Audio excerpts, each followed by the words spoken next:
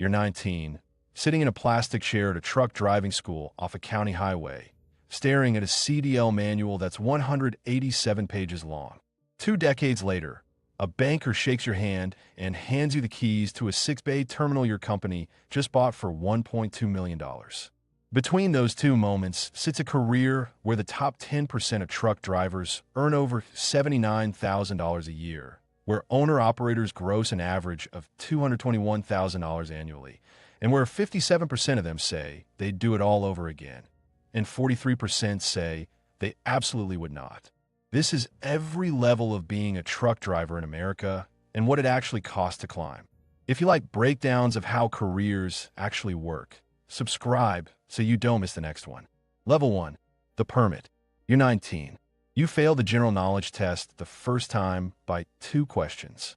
You studied the air brake section on your phone in the break room of an Amazon warehouse where you were making $16.50 an hour loading boxes at 3 in the morning.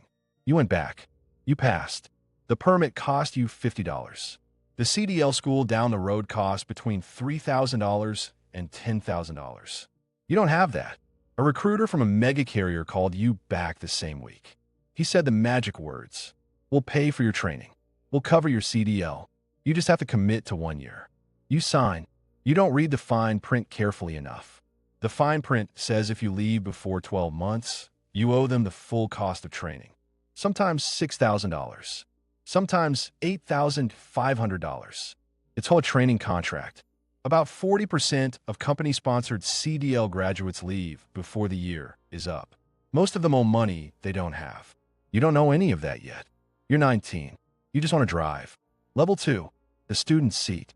You're still 19. You've been in the passenger seat for 3 weeks. Your trainer is a 52-year-old man named Dave who smells like coffee and Red Bull and keeps the CB radio on a channel you don't understand yet. He doesn't talk much. When he does, it matters. Day 1. He hands you a logbook and says, your job is to know where you are, where you're going, how long you've been driving, and how much time you have left. Every single minute. The DOT does not care about your excuse. You learn the HOS rules. 11 hours of driving. 14-hour window. 10 hours off. 60 hours in 7 days. 70 hours in 8 days.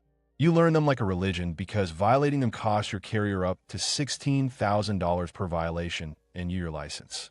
You back into your first dock on day 4. It takes 22 minutes. Dave times it and says nothing. The dock worker watches from the door with his arms crossed. You clip the bumper on the second attempt. Dave takes the wheel, backs it in clean in 45 seconds, and hands the wheel back without saying a word. You do it again. This time it takes 14 minutes. Dave nods.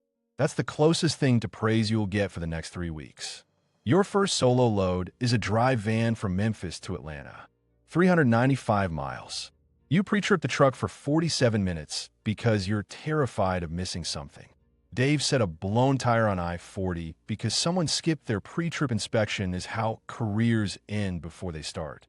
The BLS injury rate for heavy truck drivers is 243.7 cases per 10,000 full-time workers. You remember that number. You deliver on time. The lumpers unload the trailer. You park in the lot and eat a sandwich in the sleeper at 11 at night and feel like you could drive to the moon. Level 3. The company driver. You're 21. You survive the year. The training contract is paid. You're running solo OTR for the carrier, assigned to a 2019 Freightliner Cascadia with 487,000 miles on it and a heater that works unless it's actually cold. You're making 48 cents per mile. The carrier says their average driver runs 2,500 miles a week. You do the math on your phone. $1,200 a week. $62,400 a year. Gross. The BLS median wage for heavy truck drivers is $54,320. The bottom 10% makes $35,860. You're above median. On paper. Then you learn about detention time. You sit at a shipper in Laredo for 6 hours waiting for a dock. The carrier pays you $18 an hour after the first 2 hours. But the shipper holds you 4 hours past the free time. You make $72 for 6 hours of your life you'll never get back. You eat a gas station sandwich in the cab and watch Netflix on your phone until your signal drops. You learn about empty miles, the miles you drive with no load, no pay. Some weeks you deadhead 400 miles to get a load. 400 miles of fuel, wear, and hours burned for 0 cents per mile. You learn about the load board. You learn about brokers. A guy named Travis at the terminal, been driving 9 years, tells you the broker gets paid whether you make money or not. You need to understand that before you ever lease a truck. You file that away. You're making 48 cents a mile. The carrier is billing the shipper $3.50 a mile for your load. You learn the gap is structural, not personal. You drive anyway. You keep showing up. The miles go on your log. The experience goes in your head. You pass the 100,000-mile mark on a Tuesday in February going through a snowstorm on I-80 in Wyoming. Nobody knows. The truck doesn't beep. There's no plaque. You just keep driving. Level 4. The specialist. You're 26. You change companies twice. The second move got you to 52 cents a mile, plus a $5,000 sign-on bonus you had to wait 90 days to collect. The third move put you in a regional route. Home on weekends, same lanes, same customers, 2,200 miles a week, 55 cents a mile, and a weekly performance bonus if you hit 98% on-time delivery. You hit it 41 out of 52 weeks. That year, you gross $74,300. You got your hazmat endorsement at 23. Cost you $170 and a TSA background check. That took 6 weeks. The hazmat lanes pay an average of 4 to 6 cents more per mile.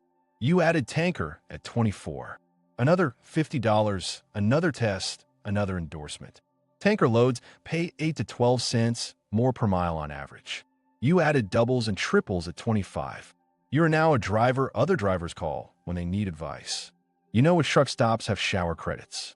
You know which shippers are clean and which ones will waste 4 hours of your day and apologize like it cost them nothing. You know which brokers lowball and which ones pay fair and call you back. A recruiter for a specialty hauler calls you. They move oversized loads, permitted loads, wind turbine blades, construction equipment, transformers. The wide loads, the ones with pilot cars and state escorts and loads that can only move at night in certain states. Starting pay, $90,000 to $110,000 a year, salary, home on weekends. You drive over to their terminal on your day off to look at the equipment. You get the job. You spend 60 days in training, learning load securement, state permit systems, route surveys, and how to move a 200,000-pound transformer through a town square at 3 a.m. without taking out a traffic light. You feel the same thing you felt at 19 when the permit test came back passed. You're getting paid to learn. Level 5. The lease operator. You're 31. You've been thinking about it for 2 years. Every driver thinks about it. The carrier's lease program puts you in a brand new Kenworth T680 for $1,800 a week, full maintenance included. You'll run as an independent contractor under their authority. You'll gross the carrier's spot market rate and keep 70% after the lease and fuel surcharge. You do the math for 6 months before you sign. You talk to 3 lease operators at the terminal. 2 of them tell you to do it. One of them, a quiet guy named Phil who's been leasing for 4 years, hands you his settlement sheet from last month and says read this before you decide anything. You read it. The gross looks good. Then you subtract the lease payment, then the fuel, then the insurance they charge back to you, then the tolls, then the tire fund, then the base plate, then the occupational accident insurance that isn't workers' comp, but is the only coverage you'll have if you get hurt. Phil made $2,100 that week. He grossed $8,400. You ask him if it's worth it. He says, depend what you want. You want flexibility and you can run hard. Yes. You want a guarantee, stay company. You sign anyway. You run hard. Your first 6 months you net between $1,800 and $3,200 a week, depending on the market. The spot market crashes for 6 weeks in the fall. You net $800 1 week. You eat into your savings. You learn what Phil meant. You survive the crash. The market comes back. You run 11,000 miles in February and net $4,100.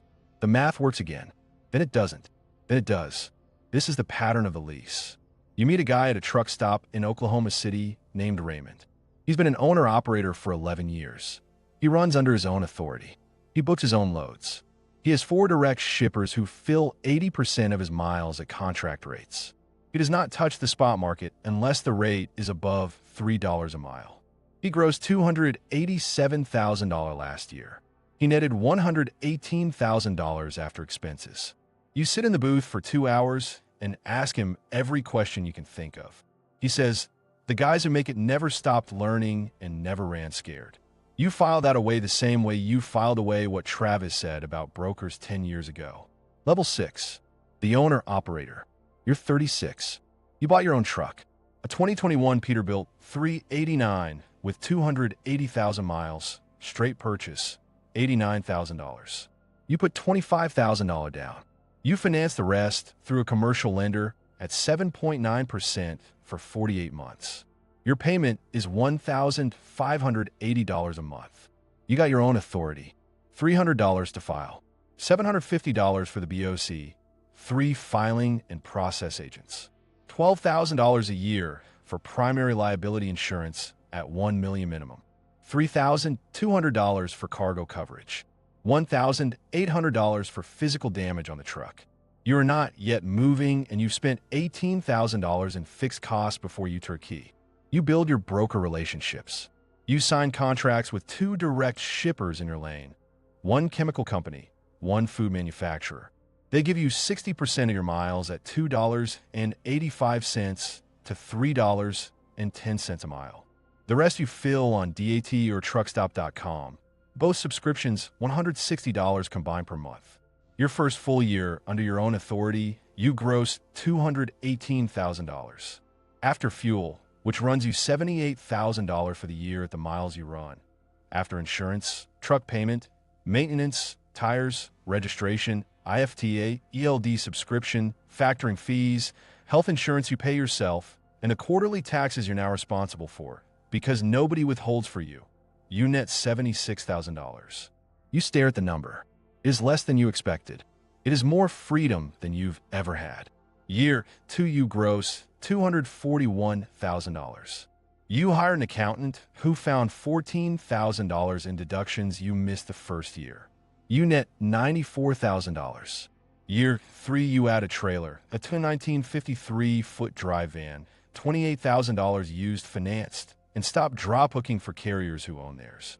Trailer control adds flexibility. Flexibility adds rate negotiating power. You learn to read a profit and loss statement the way you used to read your HOS log. You learn that cost per mile is the only number that matters and that most owner-operators don't know theirs. You calculate yours to the 10th of a cent. It is $1.67 per mile all in. You do not take loads under $2.50. Level 7. The small fleet. You're 43. You bought a second truck at 39. A third at 41. The third truck broke your soul for 4 months before you figure out the driver problem. The driver problem is the hardest problem in trucking, and nobody tells you that when you're running solo feeling like a genius. Turnover in the trucking industry runs at 89% annually for large carriers. For small fleets, it averages 72%.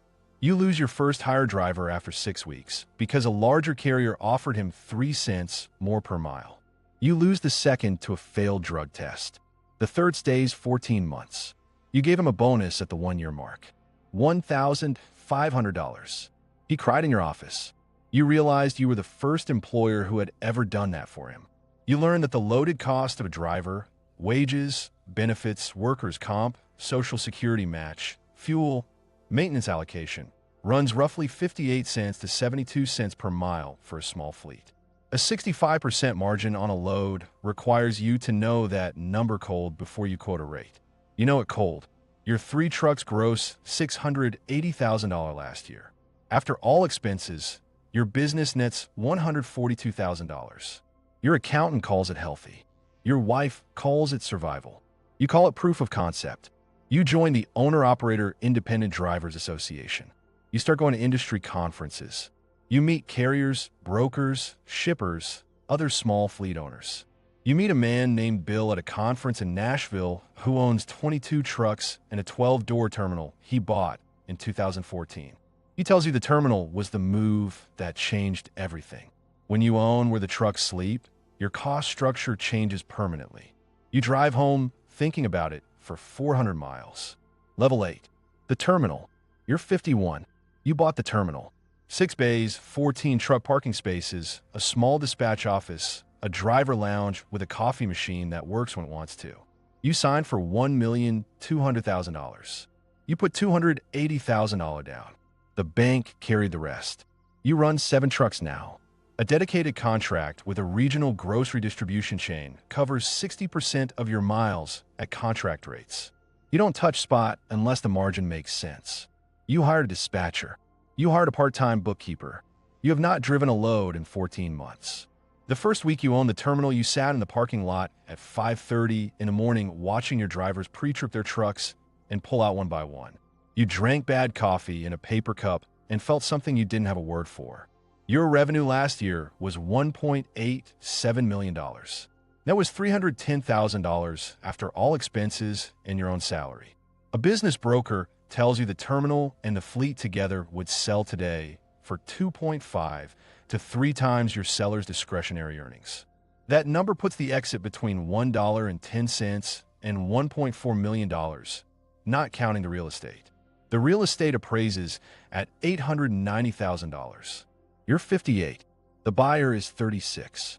He's an owner-operator with 2 trucks, an LLC, a clean safety rating, and a wife who runs his books better than he does. He puts $320,000 down. The bank carries the rest. You finance a piece of it yourself because the deal closes faster that way, and because you remember what it felt like to be him. You shake hands in the office where the coffee machine still only works sometimes. You walk the bays one last time. Bay 4 still has the fuel stain on the floor that was there when you bought it. Your first truck, the 2021 Peterbilt 389, is in Bay 2, company truck now, 810,000 miles on the odometer, still running. You put your hand on the hood. The kid in the lot is 19. He's in the passenger seat of a truck, student phase, notebook in his lap, watching the yard like everything is moving faster than he can track. He doesn't know you. He doesn't look up.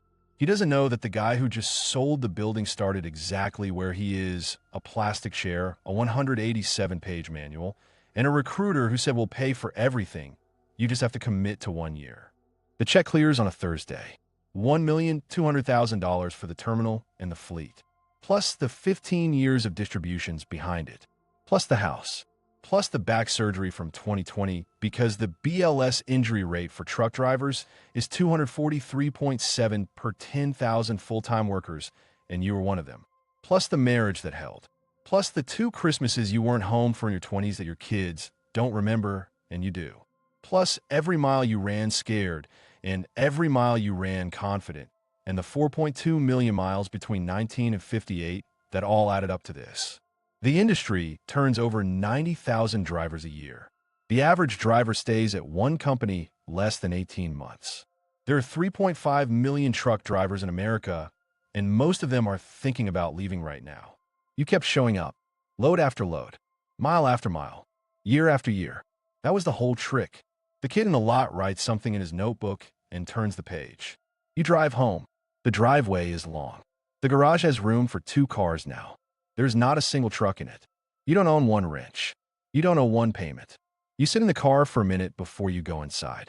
You remember I-80 in Wyoming at 3 in the morning in a snowstorm at 21 years old with 100,000 miles behind you and nobody to tell. You go inside.